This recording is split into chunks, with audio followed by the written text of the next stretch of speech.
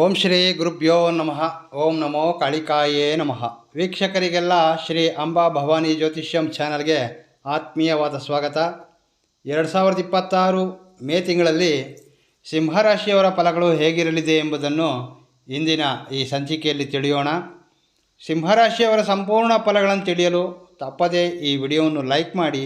ಹಾಗೆ ನೀವಿನ್ನೂ ನಮ್ಮ ಚಾನಲ್ ಸಬ್ಸ್ಕ್ರೈಬ್ ಮಾಡಿಕೊಳ್ಳದೆ ಇದ್ದಲ್ಲಿ ಈ ಕೂಡಲೇ ನಮ್ಮ ಚಾನಲ್ ಸಬ್ಸ್ಕ್ರೈಬ್ ಮಾಡಿಕೊಳ್ಳಿ. ಮುಖ್ಯವಾಗಿ ಈ ಸಂಚಿಕೆಯಲ್ಲಿ ಸಿಂಹರಾಶಿಯವರ ಆರೋಗ್ಯ, ಉದ್ಯೋಗ, ವ್ಯಾಪಾರ, ಆರ್ಥಿಕ ವಿಚಾರ ಮತ್ತು ಕುಟುಂಬ ವಿಚಾರಗಳು ಹೇಗಿದೆ ಎಂಬುದನ್ನು ತಿಳಿದುಕೊಳ್ಳಬಹುದು. ಸಿಂಹರಾಶಿಗೆ ಅಧಿಪತಿ ರವಿ. ಈ ಸಿಂಹರಾಶಿಯಲ್ಲಿ ಮಖ ನಕ್ಷತ್ರದ 1, 2, 3, 4ನೇ ಪಾದಗಳು, ಪುಬ್ಬ 1, 2, 3, 4ನೇ ಪಾದಗಳು ಮತ್ತು ಉತ್ತರ ನಕ್ಷತ್ರದ 1ನೇ ಪಾದ, ಒಟ್ಟು 9 ನಕ್ಷತ್ರ ಪಾದಗಳಿರುತ್ತವೆ. ಈಗ ತಿಳಿಸುವಂತಹ ಫಲಗಳು ಈ 9 ನಕ್ಷತ್ರ ಪಾದಗಳಿಗೆ ಅನ್ವಯಿಸುತ್ತವೆ.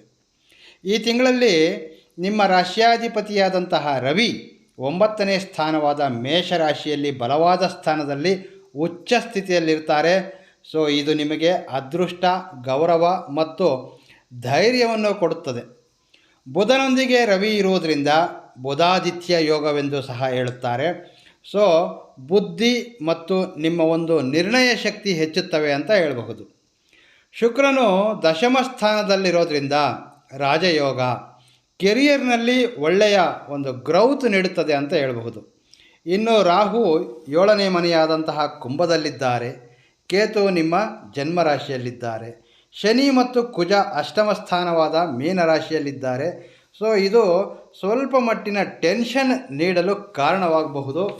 ಆದರೆ ಗುರು 11ನೇ ಸ್ಥಾನದಲ್ಲಿರೋದ್ರಿಂದ ಕೊನೆಯಲ್ಲಿ ಶುಭ ಫಲಗಳೇ ಅಂತ ಹೇಳಬಹುದು. ಇನ್ನು ಫಲಗಳಲ್ಲಿ ಮೊದಲಿಗೆ ಸಿಂಹರಾಶಿಯ ವಿದ್ಯಾರ್ಥಿಗಳ ವಿಚಾರವೆಂದರೆ, ವಿದ್ಯಾರ್ಥಿಗಳಿಗೆ ಇದೊಂದು ಒಳ್ಳೆಯ ಮಾಸವೆಂದು ಹೇಳಬಹುದು. ಗುರುಗ್ರಹ ನಿಮ್ಮ 5ನೇ ಮನೆಯ ಮೇಲೆ ದೃಷ್ಟಿಯನ್ನಿಟ್ಟಿರ್ತಾರೆ. ಗುರು ಮಿಥುನದಲ್ಲಿದ್ದು ಸ್ವಸ್ಥಾನವಾದಂತಹ ಧನುಸ್ಸಿನ ಮೇಲೆ ದೃಷ್ಟಿ ಇಟ್ಟಿರುತ್ತಾರೆ.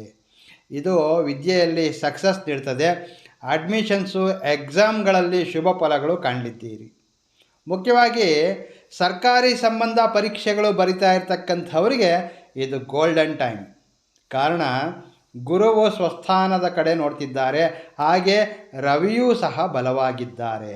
ಆದರೆ ಶನಿ ಪ್ರಭಾವದಿಂದ ನಿಮಗೆ ಈ ಒಂದು ಕೆಲಸ ಮಾಡಬೇಕೆಂದು ಮನಸ್ಸಿದ್ದರೂ ಸಹ ಆ ಕೆಲಸ ಕಾರ್ಯಗಳನ್ನು ಮಾಡಲು ಮನಸ್ಸಿರೋದಿಲ್ಲ. ಇದು ತುಂಬ ಅಪಾಯಕಾರಿ. ಕೆಲಸ ಮಾಡಬೇಕೆಂದು ಇರ್ತೀರಿ, ಆದರೆ ಅದು ನಿಮ್ಮಿಂದ ಸಾಧ್ಯವಾಗುತ್ತಿರುವುದಿಲ್ಲ. ಸೊ ಈ ಒಂದು ಅಭ್ಯಾಸವನ್ನು ಬಿಟ್ಟು ಪ್ರತಿ ಕೆಲಸವನ್ನು ಮಾಡಲು ಮನಸ್ಸನ್ನು ಮಾಡಿದ್ದಲ್ಲಿ ನೀವು ಒಂದು ಟಾಪ್ ಪೊಸಿಷನ್ಗೆ ಸೇರಲು ಬಹಳಷ್ಟು ಅವಕಾಶಗಳಿರುತ್ತವೆ. ಇನ್ನು ಸಿಂಹರಾಶಿಯವರ ಆರೋಗ್ಯ ವಿಚಾರವನ್ನು ತಿಳಿಯೋದಾದರೆ, ಸೂರ್ಯನ ಬಲವಾದ ಸ್ಥಾನದಲ್ಲಿರೋದ್ರಿಂದ, ಸೂರ್ಯ ಬಲವಾದ ಸ್ಥಾನದಲ್ಲಿದ್ದಾರೆ, ನಿಮ್ಮ ಇಮ್ಯುನಿಟಿ ತುಂಬ ಸ್ಟ್ರಾಂಗ್ ಆಗಿರ್ತದೆ.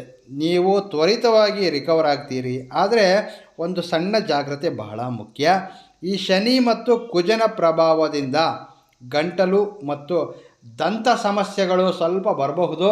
ಮೆದುಳಿನ ಬದಲಾವಣೆ ಇರಬಹುದು ಅಥವಾ ಸೇವಿಸುವಂಥ ಆಹಾರವಿರಬಹುದು. ತುಂಬ ತಣ್ಣಗಾಗಿರ್ತಕ್ಕಂತಹ ಮತ್ತು ಬಿಸಿ ಪದಾರ್ಥಗಳ ಬದಲಾವಣೆ ತುಂಬ ಜಾಗ್ರತೆಯಿಂದ ತೆಗೆದುಕೊಳ್ಳಬೇಕು. ಗಂಟಲು, ಕೆಮ್ಮು ಮತ್ತು ಗಂಟಲಿನ ಇನ್ಫೆಕ್ಷನ್, ಈ ರೀತಿಯ ಸಮಸ್ಯೆಗಳು ಬರ್ತಕ್ಕಂತಹ ಸಾಧ್ಯತೆಗಳಿರುತ್ತವೆ. ಮುಖ್ಯವಾಗಿ ಮೇ 11ರವರೆಗೆ ಆರೋಗ್ಯ ವಿಚಾರದಲ್ಲಿ ಕೇರ್ಫುಲ್ ಆಗಿರಬೇಕು. ನಂತರ ಮತ್ತೆ ಹ್ಯಾಪಿಯಾಗಿ ಎನರ್ಜೆಟಿಕ್ ಆಗಿರ್ತೀರಿ. ಇನ್ನು ಪ್ರೀತಿ ಮತ್ತು ವಿವಾಹ ಸಂಬಂಧಗಳ ಅಂದರೆ, ಪ್ರೀತಿಯಲ್ಲಿ ಈ ತಿಂಗಳು ಎಷ್ಟೇ ಭಿನ್ನಾಭಿಪ್ರಾಯಗಳು ಬಂದರೂ ಸಹ ನಿಮ್ಮ ರಿಲೇಷನ್ಶಿಪ್ ಬ್ರೇಕ್ ಆಗೋದಿಲ್ಲ.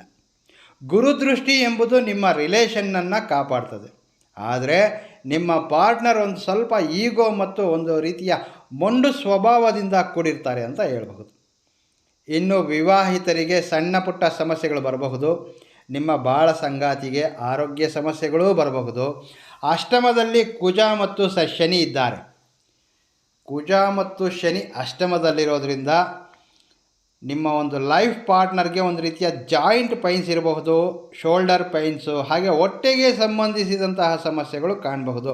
ಮುಖ್ಯವಾಗಿ ನಿಮ್ಮ ಮಾತಿನ ಮೇಲೆ ಕಂಟ್ರೋಲ್ ಬಹಳ ಅವಶ್ಯಕ.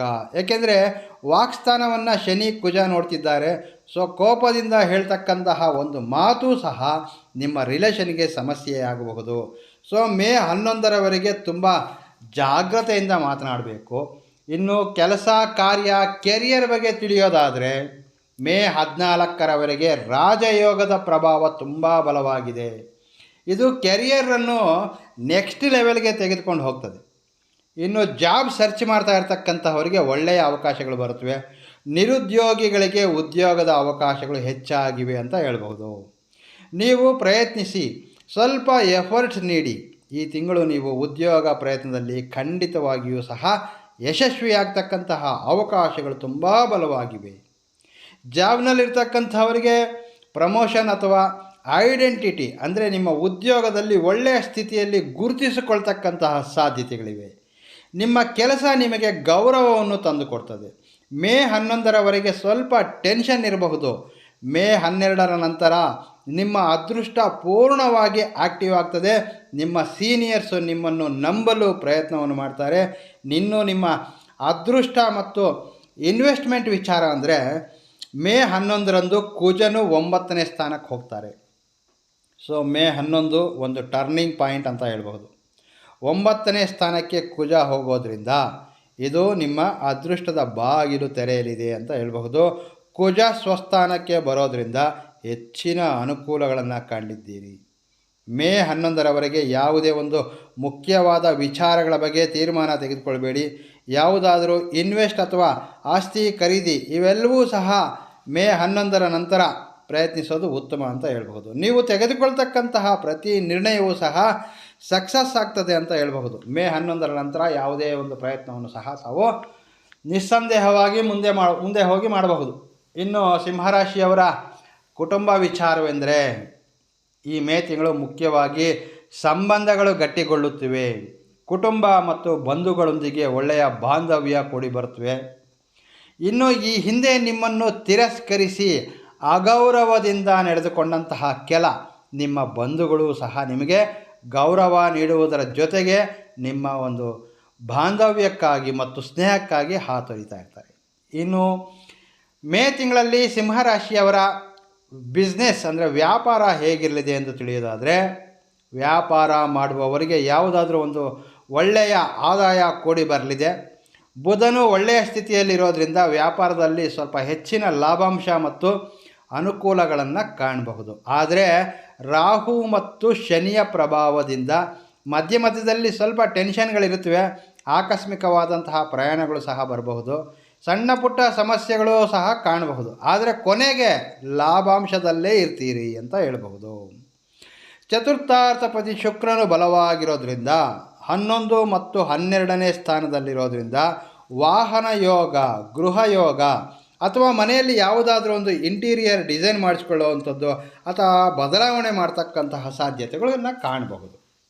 ಪಂಚಮಾಧಿಪತಿ ಕುಜನು ಈ 8 ಮತ್ತು 9ನೇ ಸ್ಥಾನದಲ್ಲಿರೋದ್ರಿಂದ ಸೊ ಮೇ ತಿಂಗಳ ಮೊದಲ 10 ದಿನಗಳು ಮಕ್ಕಳ ವಿಚಾರದಲ್ಲಿ ಸ್ವಲ್ಪ ಟೆನ್ಷನ್ ಇರ್ತದೆ. ನಂತರ ಪರಿಸ್ಥಿತಿ ಸರಿ ಹೋಗುತ್ತವೆ. ವಿದ್ಯಾರ್ಥಿಗಳಿಗೆ ಈ ಒಂದು ಪಂಚಮಾಧಿಪತಿ ಗುರುವು ಅನುಕೂಲವಾಗಿದ್ದರೂ ಸಹ ಸೊ ಪದವಿ ಡಿಗ್ರಿ ಸ್ಥಾನ ವಿದ್ಯಾರ್ಥಿಗಳಿಗೆ ಚತುರ್ಥಾರ್ಥಪತಿ ಕುಜ ಮತ್ತು ಶನಿಯೊಂದಿಗೆ ಅಷ್ಟಮದಲ್ಲಿರೋದ್ರಿಂದ ಮುಖ್ಯವಾಗಿ ಯಾವುದಾದ್ರೂ ಗ್ರ್ಯಾಜುಯೇಷನ್ ಅಥವಾ ಈಗ ಟೆಕ್ನಾಲಜಿ ಪರವಾಗಿ ಇರೋದ್ರಂತಹ ವಿದ್ಯಾರ್ಥಿಗಳಿಗೆ ಸ್ವಲ್ಪ ಮನಸ್ಸು ಡೈವರ್ಟ್ ಆಗ್ತಕ್ಕಂತಹ ಸಾಧ್ಯತೆಗಳನ್ನ ಕಾಣಬಹುದು. ಮೇ 10ರವರೆಗೆ 11ರಿಂದ ಎಕ್ಸಲೆಂಟ್ ಆಗಿರ್ತವೆ ವಿದ್ಯಾರ್ಥಿಗಳಿಗೆ. ಇನ್ನು ಪ್ರಯಾಣ ಸಂದರ್ಭಗಳಲ್ಲಿ ಚತುರ್ಥಾರ್ಥಪತಿ ಕುಜ ಅಷ್ಟಮದಲ್ಲಿರೋದ್ರಿಂದ ವಾಹನ ವಿಷಯಗಳಲ್ಲಿ ಪ್ರಯಾಣಗಳಲ್ಲಿ ಸ್ವಲ್ಪ ಜಾಗರೂಕರಾಗಿರಬೇಕು. 6ನೇ ಅಧಿಪತಿ ಶನಿಯೊಂದಿಗೆ ಕುಜನೂ ಇರೋದರಿಂದ ಪ್ರಯಾಣಗಳಲ್ಲಿ ಸಮಸ್ಯೆ ಆಗ್ತಕ್ಕಂತಹ ಸಾಧ್ಯತೆಗಳಿರುತ್ತವೆ. ಸೊ ಮುಖ್ಯವಾಗಿ ಮೇ 11ರವರೆಗೆ ಹೆಚ್ಚಿನ ಜಾಗ್ರತೆ ವಹಿಸುವುದು ಸೂಕ್ತ. ಇನ್ನು ಮುಖ್ಯವಾದಂತಹ ವಿಚಾರವೆಂದರೆ ಆರ್ಥಿಕ ವಿಚಾರ, ಹಣಕಾಸಿನ ವಿಚಾರ ಹೇಗಿದೆ ಅಂದರೆ ನೋ ಡೌಟ್ ಈ ತಿಂಗಳು ಹಣಕ್ಕೇನು ಸಮಸ್ಯೆ ಇರೋದಿಲ್ಲ.